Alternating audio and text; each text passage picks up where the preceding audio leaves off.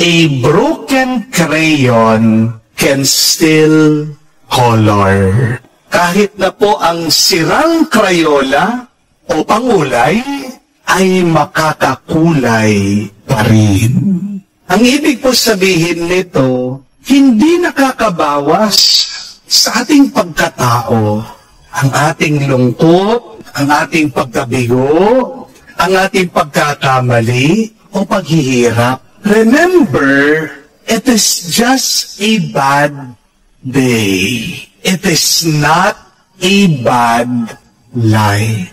Hindi ibig sabihin may problema ka ngayong araw na may problema na ang buo mong buhay.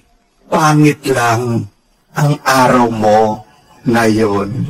Pero hindi pangit ang iyong buong buhay.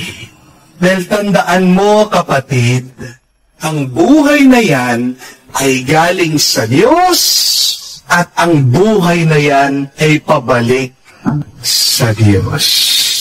Huwag mong sasabihin na pangit ang buhay ko, na masama ang buhay ko. Dahil in between sa kalagitnaan ay tayo pa rin ay binabasbasan, binibigyan ng grasya ng Diyos. Amen?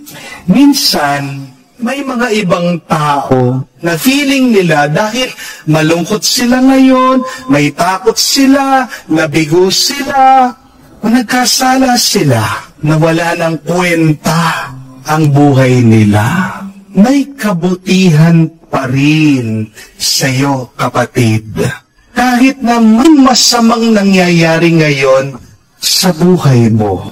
Remember, you do not lose the Holy Spirit whenever you make a bad decision. You do not lose the Holy Spirit even if you are sinning. Kapatid, nandyan pa rin ang Banal na Espiritu sa gitna ng iyong pagsubok. Kahit na ikaw ay nakagawa ng masama, binabago ka pa rin ng grasya ng Diyos, ang Espiritong Banal. Kahit na pangit din ang iyong kalagayan ngayon, tandaan mo, maaari pa rin gamitin yan ng Diyos para sa kabutihan mo. At pwede ka pa rin piliin ng Diyos isubo para sa kanyang misyon. Your crying does not cancel God's calling in your life. Tingnan niyo po si Maria Magdalena sa ating ebanghelyo. Kahit na 7 demonyo po, masamang espiritong napaalis ng ating Panginoong Jesucristo sa kanya, pinili pa rin siyang maging apostol ng mga apostol. Ang apostol, ibig po sabihin ay sinugo. Nung nakita ni Maria Magdalena ang ating Panginoon muling nabuhay, sinugo siya sa mga isusugo ng Panginoon. Sinabihan siya, pumunta ka sa ating mga kapatid, sabihin mong mabuti ang masayang balita, muli akong nabuhay.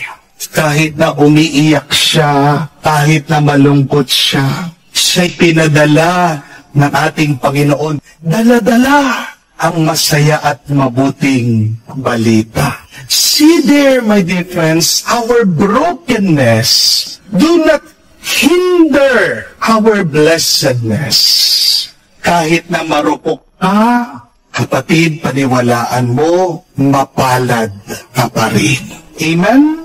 Kaya tandaan mo, hindi nababawas ang pagkatao mo kahit malungkot ka. Hindi nawawala ang kakayahan mo kahit na nabigo ka.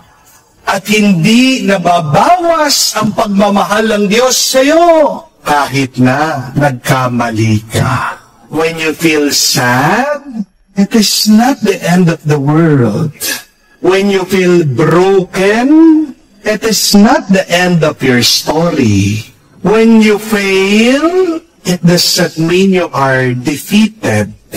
The good news is, Just like Mary Magdalene, God can do something great, beautiful, and good in your life, despite of your brokenness, despite of your failure, despite of your sadness.